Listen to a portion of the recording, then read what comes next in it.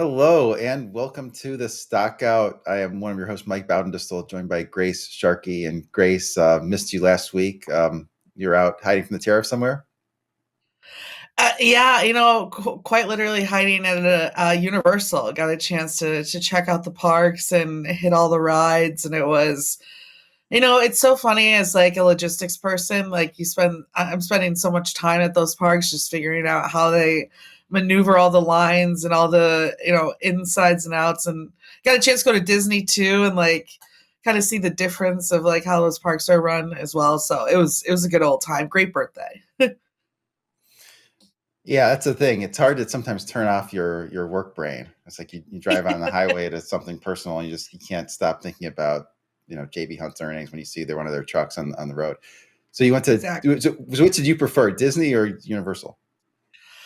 So I went to Disney after hours event, so it was only a couple hundred people, so we kind of got the park to ourselves, which was like a once in a lifetime thing. But in regards to coasters, the new Hagrid ride is pretty outstanding, and the Velocicoaster is takes a run on Tron personally. So I would have to say, in terms of graphics, Disney's never going to let you see a building. That's the logistics part of it. I love. They're going to hide themselves in the middle of Florida, and they're going to disguise every building as trees, and you're going to feel like you're in a castle.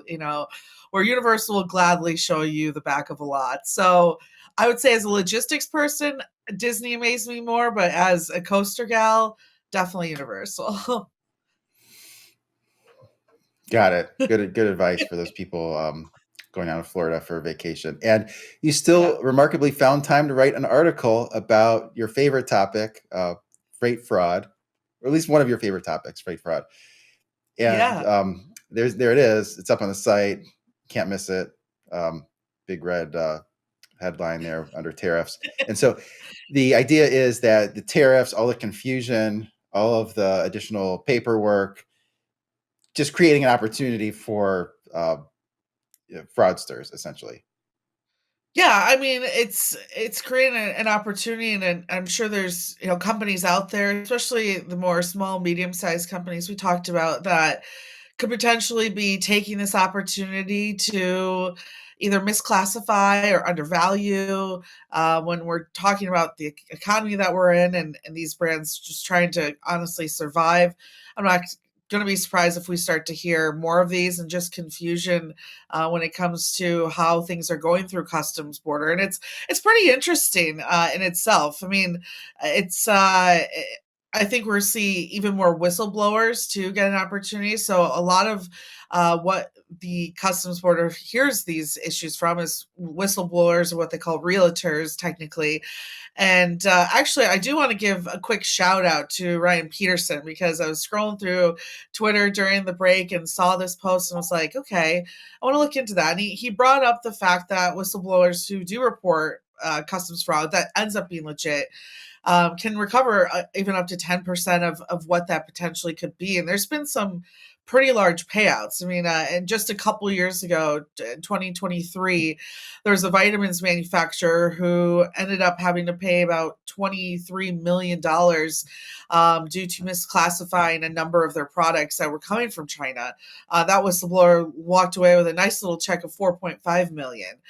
So there's a lot of money that could go into this. So I look at this not only as we're talking about a situation where companies might be prompt to be a little bit more clever with how they are reporting the value and the classification of goods coming across borders.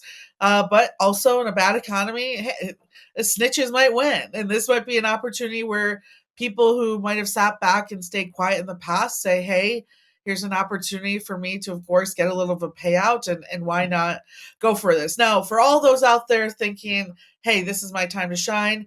Now, there is big penalties on realtors and whistleblowers who are not identifying actual fraud, who might just be trying to poke the bear a little bit in these circumstances, right? I'm sure if there's someone out there who's going to hear coming from China and try to point a finger. And there are, of course, fines that can go on you as well. So take this seriously. For all those out there, might be, it's early Monday and you might be thinking, this work week could be better, not spent working. Maybe don't don't whistle blow on anything that's not legit. But yes, with the confusion, with the constant changes, with the economy the way it is, then a lot of individuals and lawyers in particular are looking out for this type of fraud as well.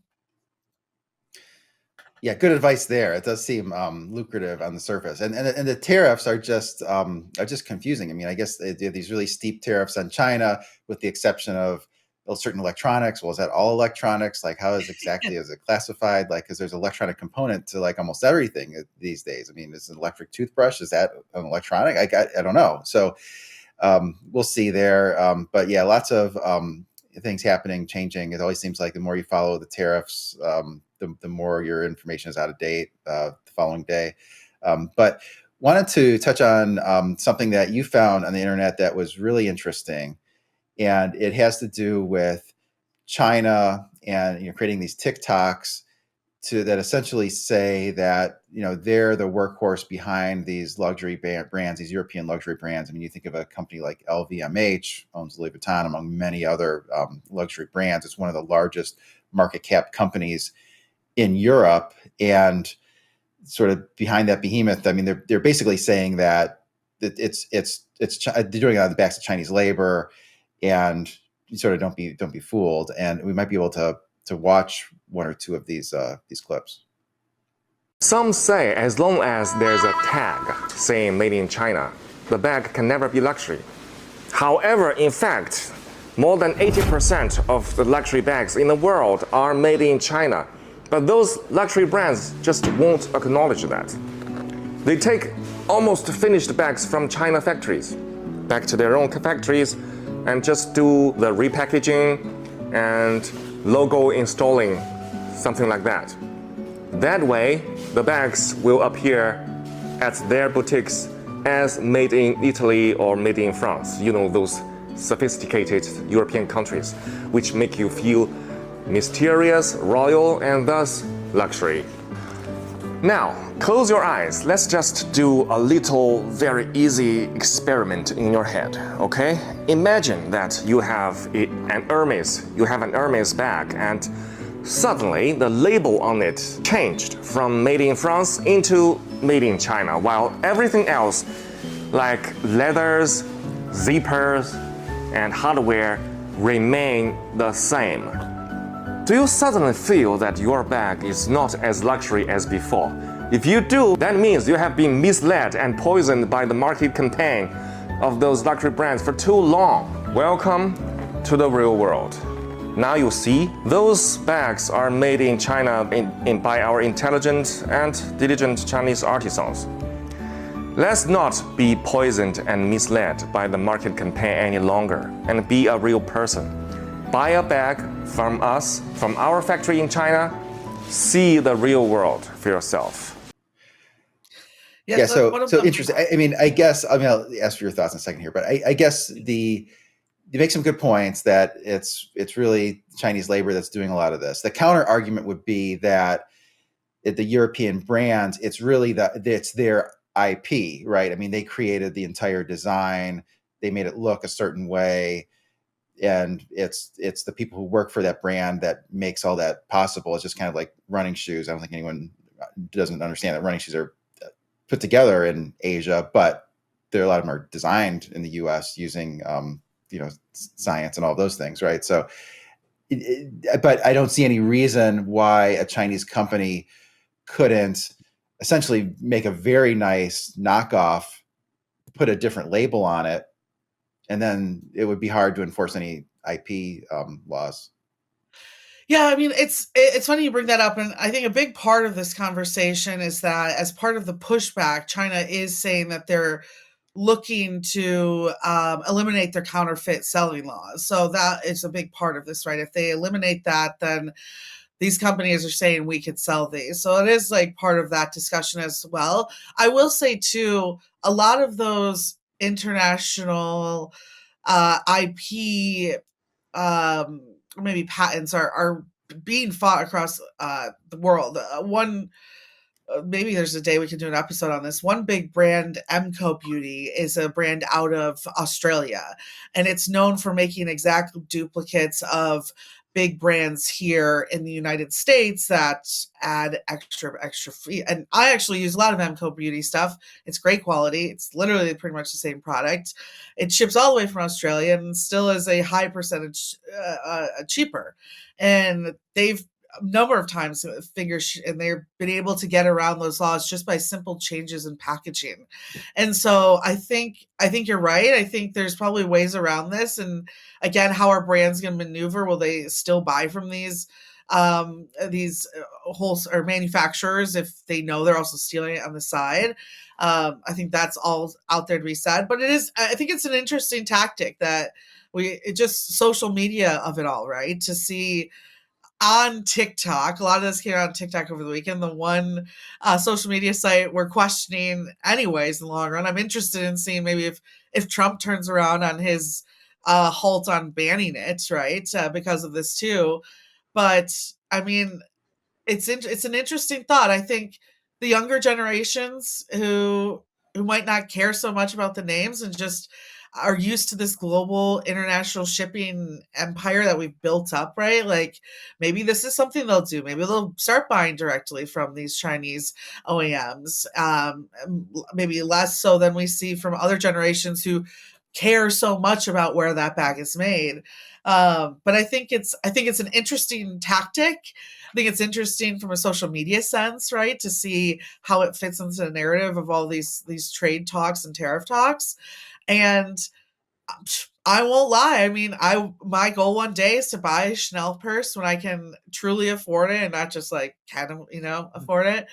And if I could buy one, say a knockoff, if that's what you want to call it, right? It just doesn't have the Chanel logo from Italy, then I might still buy that bag. So, I think what's hurting in this situation too is where the economy's at, where people are saying, yeah, I mean, if I can still buy these luxury items that I haven't been able to get my hands on before with tariffs included from the direct manufacturer itself, why not do that? So I'm interested. It is Monday. It's early. We haven't gotten to the week yet. We'll see how this plays in the talk of all things, but I think it's an interesting social media play on China itself. Yeah, very interesting. I mean, I guess ultimately it's a question of like the psychology of the luxury buyer. I mean, are they buying it because of a brand and there's a certain status associated with it, or is it just because this is a quality item and it feels good and they like the item itself? So yeah, so all these things are very interesting. There's a number of other tweets that along similar lines, sort of touting China. Talking about how China has the transportation networks in place, the supply chain in place. They also talked about how they're workers, essentially tireless workers, that and that's part of the advantage too. They're skilled, whereas others don't. So they make some pretty good, strong cases. And I mean, even given some of the markups of some of the luxury products, you could slap a 25% tariff, 175% tariff, and still come out much cheaper than a similar product. So all those things are very interesting. Encourage people to check those out. Want to move on a little bit to the ocean update, basically a related topic here. So some good articles that Stuart Charles has written up for the site. Last week I talked about one article where he quoted Gene Soroka, executive director of the Port of LA, how he expects volume to decline by double digits starting in the second half of the year. Now, some of that is because there was a pull forward the last several months. The Port of LA has been hitting record volume levels. And it's also going to be a very difficult comp starting in about July. I have a sonar chart that shows that essentially where you look at last year's line is that blue line where it rose really sharply in the second quarter and stayed elevated, particularly high from about July onward through early this year. And here we are in 2025 is that white line showing some normal seasonal weakness that you would expect in April. Usually, of course, there's Chinese New Year, huge drop off there. There's a rebound. You start to see a drop off in April. It remains to be seen if you start to see a little bump there. Now, I mean, it started. Some of that stuff could be even back to school items that are moving, a season ahead. But what's also interesting is Stuart Charles wrote in his article what the Port of LA is seeing right now in terms of volume, and Port of LA in terms of units processed in March, up 4.7% year over year, up 5.2% for all of the first quarter. But what's really interesting is the loaded imports only up 1.6% year over year. So it's getting a little bit closer to flat. The loaded exports down 15%, and then the empty containers up 23%. So for all that these tariffs are supposed to make the trade balance, more balanced, doesn't seem that way from the Port of LA statistics, at least not in March. And that sort of goes into this next topic: is, are there any other demand concerns out there yet? And one that we're watching really closely is this outbound tender volume index, the OTVI, for those that use Sonar. And in that Sonar chart shows still sort of right in line with 2023, which is what we've seen for basically the past month. But I'm concerned if we can show that Sonar chart that we're not going to have sort of the typical increase in tender volume. Those are would be requests by shippers to move loads, requested that the carriers would move loads for them. Usually see an uptick towards the end of April into May as you start to move some sort of summer bulky merchandise. But right now it's down about 9% year over year, more or less even on a 2-year stack. But this is going to be an interesting one to watch, because there's a lot of inventory already into the system. How much of that is going to be distributed to more of the local, consumption centers, I think is a little bit of an open question. What's your feel on demand? Right, honestly, right aligned with yours as well. I mean, it's interesting to see kind of these numbers coming from the Port of LA as well. Again, I think I don't know one person right now personally who isn't just kind of holding on tight and trying to figure out their way through this. And what's interesting enough to talk about, increase in demand, I think you're right. We always kind of see that like summer spending a little bit more, right? Are we going to see kind of are we going to see the investment we see into like Memorial Day weekend, 4th of July, some of those holidays where we see a little bit more movement, I'd say, from like CPG retail side, right? Are people going to the store and getting pool noodles? Are they, I think that excess spending, even in like this simple thing is like buying a pool noodle, is being looked at from families. And honestly, to talk about the vacation I just took, I mean, are people going to be traveling? Are they going to be just kind of staying at home? Like, what does that look like even for the travel side of the industry, kind of the services that the United States has kind of built itself on, right? What does that look like right now? Even down to like tipping and things of that nature. I have a couple of close friends who work in service, and they're seeing huge levels of drop off from people going out to eat, or even just kind of these more luxury out to events. The Wharton Center, kind of like our Broadway shows here in the Lansing area, less of those as well. So yeah, I don't see really great signs for any of that. And I also agree with you. I don't see people ordering things. There's a couple of sites I was on over the weekend and just noticed like not only was the inventory seemed off, but I also noticed like fashion brands not coming out with spring lines like you usually see. And I just think a lot of things are on hold until there's some clarity, and some of this uncertainty that we're all just maneuvering in starts to dwindle. And on top of that, I think there's a report right that came out that mortgages are behind on like no other. We talked about a couple of weeks ago some of the credit line information we're seeing, and more people maxing out on that as well and getting behind on those payments. So all signs point towards a not so great summer, I think, in terms of consuming and those producing goods as well. Yeah, Was that sure. the most Debbie Downer review of all time? Happy Monday. Pretty much, yeah. Not looking great. Pretty much. You have to have something positive in there. We have a new Nintendo system to look forward to that's launching in June. I know June has been all over that. He's covered that extensively, but that might be impacted by tariffs. We don't know yet. Right. Exactly. You know what? I tell you this. I will say I've had the gift card since Christmas. I have a kayak that I'm picking up tomorrow. But again, that's like my point of view is that's my way of being able to it's basically free because I had gift certificates for it, and I'm going to be just kind of around town kayaking, and that's how I'm going to be vacationing this summer. And I think a lot of people are going to be a little bit more strategic on what they're spending their money on if this continues. Yeah. So speaking of not ordering things, have a final topic today is FedEx Yeah. and UPS are losing parcel market share. And Eric Kulish wrote up a great article here that goes into quite a bit in depth. Also talked about one of his articles last week that was on the de minimis, which really went into a lot of in depth also. So he covers air freight and parcel industries very closely. And what's been happening with the FedEx and UPS is you've really seen, just from listening to the latest earnings calls, is they've really had a big shift in the mix of what they're moving, because the fastest growing sectors of parcel have been these cheap e-commerce shipments, Shein and Temu, those type of things.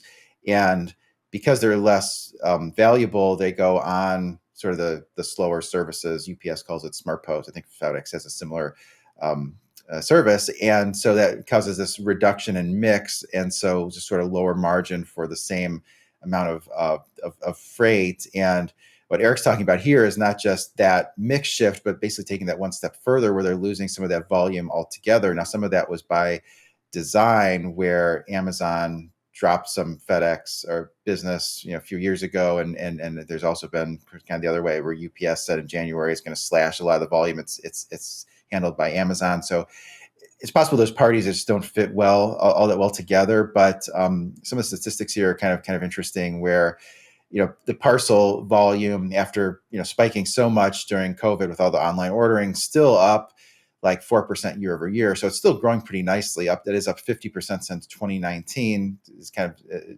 trending in that sort of 4% compounded annual growth range. But most of the volume has been moved by either those companies' own internal capabilities, like Amazon's fleets, Walmart's fleets, other retailers' fleets, or just regional carriers that have sort of cropped up, and with the understanding that they can handle these regions very well, don't need those national carriers. I think a lot of that has to do with cost, can undercut FedEx and UPS. People that are buying things online, for the most part, don't like to pay for shipping. Every online shopper seems like feel like they're entitled to free shipping. And so that's been a big theme in retail. And I wanted to see what your thoughts were on that. It seems like this is something that to me is pattern is going to continue. Most definitely. I actually have a guest on the radio show every month, Boxy Logistics. Probably actually get him on the show to talk about this as well. And they help a lot of brands create their e-commerce delivery experience. And this is one of the biggest things we talk about all the time, the fact that we have these more regional carriers in particular, who I will say, I think at first, especially to throwback for all you FreightWaves fans, in the Mark Solomon era of writing, he was here. He wrote about a lot of these companies and a little bit of the struggles that they had with on-time performance at the very beginning. But we all love an adoption curve, right? And I think we're kind of at the tail end of that, where we're seeing these investments really starting to pay off, and it's working for them. I mean, Ship Matrix, it was one of them. I think it was kind of iffy when it first began, but it's gained a lot of support. No, Ship Matrix is a firm. There's one in particular that I know really struggled. Anyways, and I agree with you. I think what they're showcasing is there's an opportunity for those regional carriers to gain traction and to be in this market. And yes, I agree. I think FedEx and UPS are losing share and should be focusing on what they do best, and thinking about how they can partner with those individual carriers as well. So I don't think they're going anywhere, and they are producing well for their customers too. And I think we're running out of time here a little bit too, Mike. Of course, for all those out there, you want to learn more about these companies, we're also putting this information in our weekly newsletter. So make sure that you guys head to the top of the FreightWaves page. If you're not a part of the community, hit newsletters, join the Stockout. Of course, also while you're in there, join Fraud Watch as well. And you can get some more information on trade fraud, along with hopefully joining us in Dallas, Texas soon for our freight fraud event. I'll be there. I know Mary O'Connell will be there. I almost assume I could be there, but I'll of course be there. I'll be Maybe there. we can do Yeah. a live episode. Perfect. So maybe we can do a live episode depending on the date. I don't know. We'll check that out. But yes, make sure you guys join us for that too. It's going to be really great, and a lot of really great topics too for that. But I think other than that, everyone, enjoy your week. I'm sure next Monday we'll have a whole different story to tell you, but hopefully we get some clarity this week as well.